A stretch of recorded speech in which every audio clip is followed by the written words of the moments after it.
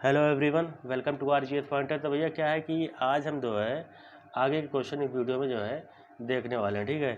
तो इससे पहले का पार्ट जिन्होंने नहीं देखा है उसका लिंक आपको नीचे डिस्क्रिप्शन बॉक्स में मिल जाएगा, ठीक है। तो वीडियो स्टार्ट करने से पहले जो भी हमारे नए मित्र हैं चैनल को लाइक करेंगे, शेयर करेंगे, दबा के आपको सब्सक्राइब करना है, ठीक है। तो चलिए शुरू करते हैं। तो भैया 101 नंबर क्वेश्चन क्या कह रहा है कि जिनकी ध्वनि केवल मुख से निकलती है उन्हें हम क्या कहते हैं, ठीक है। तो एक्चुअली में क्या होता है कि नासिका के आधार पर दो प्रकार के जो है भेद होते हैं। तो कौन कौन से होते हैं? एक होता है हमारा निरनुनासिक और एक होता है हमारा अनुनासिक या सानुनासिक कह लो। तो निरनुनासिक जो होता है हमारा वो मुख से केवल जो है उच्चरित होने वाली ध्वनियाँ होती हैं, ठीक है। तो इसमें जो है सभी स्वर जो होते हैं हमारे वो निरनुनासिक होते हैं, ठीक। और अगला हमारा जो होता है अनुनासिक होता है या सानुनासिक कह लो। ये क्या होती हैं? ये मुख के साथ साथ जो है नासिका का प्रयोग इसमें किया जाता है, तो इसको अनुनासिक या सा अनुनासिक कहते हैं, ठीक है। नाक के साथ सा अनुनासिक। तो इसमें आ ई ऊ जो चंद्रबिंदु वाले आ जाते हैं, इसमें इसमें ये वो ध्वनियाँ जो है शामिल हो जाती है इसमें, ठीक है। तो इसमें क्या पूछा है कि जिनकी ध्वनि केवल मुख से निकलती है, तो मुख से केवल ध्वनियाँ जो निकलेंगी वो केवल क्या हो जाएंगी? निर अनुनासिक। इसमें नासिका का प्रयोग नहीं हुआ, केवल मुख का प्रयोग हुआ, ठीक है। तो ऑप्शन नंबर डी जो है बिल्कुल सही होता है। चलिए अगले क्वेश्चन की तरफ बढ़ते हैं। अगला क्वेश्चन क्या कह रहा है कि स्वर ध्वनि के प्रकार हैं दीर्घ, प्लुत, ह्रस्व या सभी। तो ये सभी प्रकार क्या है? स्वर ध्वनि के हैं, ठीक है। ऑप्शन नंबर डी सही हो जाता है। चलिए अगले क्वेश्चन की तरफ बढ़ते हैं। हिंदी की अग्र आवृत्ताकार समृद्ध स्वर ध्वनियाँ कौन सी हैं? बताइए भैया। तो इसका राइट आंसर हमारा क्या होगा? ऑप्शन नंबर सी ई होती है। ई हमारा क्या होता है? आवृत्ताकार स्वर होती है या कह लो आवृत्त मुखी होती है ई, ठीक है। उसके बाद ये अग्र स्वर मतलब कि अग्र स्वर भी होता है और समृद्ध स्वर भी होता है। चलिए अगले क्वेश्चन की तरफ बढ़ते हैं। घा का उच्चारण स्थान कौन सा है? कंठ है, दंत है या तालु है? तो इसका राइट आंसर हमारा क्या होगा? कंठ हो जाएगा, ठीक है। ऑप्शन नंबर बी जो है बिल्कुल। यहाँ से क्वेश्चन जो है भर भर के पूछे जाते हैं, इसको ये आपको पूरा जो है अच्छे से पता होना चाहिए, ठीक है। अगला क्वेश्चन क्या करेगा? निम्न में से कंठ वर्ण कौन सा है? उ ई आ ई। तो इनमें से कंठ वर्ण, ठीक है, आपको बताना है। तो कंठ हमारा क्या हो जाएगा?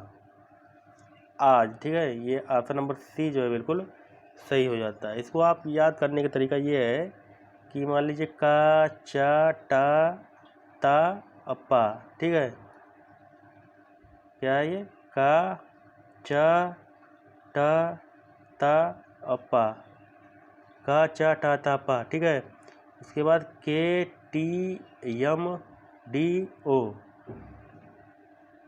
का वर्ग कंठ, चा वर्ग तालु, टा वर्ग मूर्धा और डी से क्या क्या हो जाएगा? दंत हो जाएगा, ठीक है। हमारा कौन सा वर्ग हो जाएगा? ता वर्ग। और पा वर्ग हमारा होता है ओ, के टी एम डी ओ। पा वर्ग ओठ से हो जाएगा, ठीक है। चलिए अगले क्वेश्चन की तरफ बढ़े। निम्न में से कंठ वर्ण है, बताइए। तो कंठ वर्ण हमारा कौन सा हो जाएगा? ऑप्शन नंबर बी जो है बिल्कुल क्या होता है? सही होता है, ठीक है। 109 नंबर पे कह रहा है कि चा वर्ग जो हमारा उसका उच्चारण कहाँ से होता है, बताइए। तो चा वर्ग हमने बताया का, चा, टा, ता, पा, के टी एम डी ओ। तो कंठ तालु से होता है हमारा चा वर्ग, ठीक है। तो 109 का राइट आंसर हमारा क्या होगा? ऑप्शन नंबर सी जो है बिल्कुल सही हो जाता है, तालु से, ठीक है। निम्नलिखित व्यंजनों में से कौन सा व्यंजन का उच्चारण जो है तालु से होता है? तो तालु से किसका होता है, बताइए भैया। ये अलग अलग तरीके से पूछा जाता है, अलग पेपरों में जो है अलग तरीके से पूछा हुआ क्वेश्चन है ये। तो निम्नलिखित व्यंजनों में से कौन सा व्यंजन का उच्चारण जो है तालु से होता है? तो इसका राइट आंसर हमारा क्या हो जाएगा? ऑप्शन नंबर बी जो है बिल्कुल क्या होता है? सही होता है, ठीक है। सा का उच्चारण स्थान है सा का। तो सा का उच्चारण हमारा स्थान जो होता है हमारा वो तालु से ही होता है, ये भी, ठीक है, तालु से। अगले क्वेश्चन की तरफ बढ़ते हैं। निम्न में से तालव्य ध्वनि है टा शा पा फा, ठीक है। तो तालव्य कौन सी हैं? तो तालव्य हमारा कौन क्या है बताइए, तालव्य, ठीक है। तो हमारा बी नंबर जो है बिल्कुल क्या होता है, सही हो जाता है, ठीक है। बाकी टा पा फा ये क्या है? तो पा फा ध्वनियाँ हमारी क्या होती हैं, ये ओठ के द्वारा बोली जाती है, ठीक है, ओठस्य है। चलिए अगले क्वेश्चन की तरफ बढ़े। चा वर्ग ध्वनियाँ किस वर्ग में आती हैं? चा वर्ग, तो चा वर्ग हमारा तालु से आएगा, ठीक है। तो ऑप्शन नंबर सी क्या होता है, बिल्कुल सही होता है। चलिए अगले क्वेश्चन की तरफ बढ़े। च छ जा इया आदि का उच्चारण किससे होता है? ई और ई। च छ जा झा इया आदि का उच्चारण किससे होता है? तो इसका राइट आंसर हमारा क्या होता है, तालव्य से होता है, ठीक है। ऑप्शन नंबर ए जो है बिल्कुल ये सही हो जाता है। अगले क्वेश्चन की तरफ बढ़ते हैं। किस व्यंजन का उच्चारण स्थान तालव्य है? बताइए, गा झा मा या ना? तो इसका राइट आंसर हमारा क्या हो जाएगा, गा झा मा ना। तो झा जो है हमारा वो क्या हो जाता है, हमारा तालव्य से है, ठीक है। ऑप्शन नंबर बी जो है बिल्कुल सही होता है। उच्चारण स्थान के आधार पर इया व्यंजन है, बताइए, तालव्य, मूर्धन, ओठ या कंठ के द्वारा? तो भैया इसका राइट आंसर हमारा क्या होगा, तालव्य, ठीक है। अलग अलग एक एक जो है पूछ अलग अलग एग्जामों जो है अलग अलग तरीके से पूछा हुआ है ये, ठीक है। इस क्वेश्चन को पूछा जा सकता है। या का उच्चारण स्थान बताइए, या का। तो या का उच्चारण स्थान हमारा क्या है, तालु है, ठीक है। ऑप्शन नंबर सी जो है बिल्कुल सही हो जाता है। चलिए अगले क्वेश्चन की तरफ बढ़े। 118 नंबर क्वेश्चन क्या कर रहा है, इसका आप लोग आंसर जो है कमेंट बॉक्स में बताएंगे, ठीक है। कमेंट बॉक्स में इसका आंसर जो है आप लोग देने वाले हैं। चलिए अगले क्वेश्चन की तरफ बढ़ें। टा वर्ग का उच्चारण स्थान कौन सा होता है? टा वर्ग का, तो का चा टा ता पा, टा हमारा क्या हो जाएगा, ऑप्शन नंबर सी जो है बिल्कुल सही हो जाता है। 120 नंबर क्या कह रहा है कि हिंदी की मूर्धन्य ध्वनियाँ हैं, बताइए मूर्धन्य ध्वनियाँ कौन सी होती हैं हिंदी में? तो मूर्धन्य ध्वनियाँ हमारा टा वर्ग वाली जितनी होती हैं वो क्या होती हैं, मूर्धन्य होती है, ठीक है। ऑप्शन नंबर बी बिल्कुल सही होता है। निम्नलिखित में कौन सा मूर्धन्य ध्वनि जो है नहीं है, ठीक है। नहीं वाले पे जो है आपको ज़्यादा जोर देना, ठीक है। नहीं भी देखते ही मार दी सड़क से, ठीक है, पहले वाला तो क्या हो जाएगा, गलत हो जाएगा, ठीक है।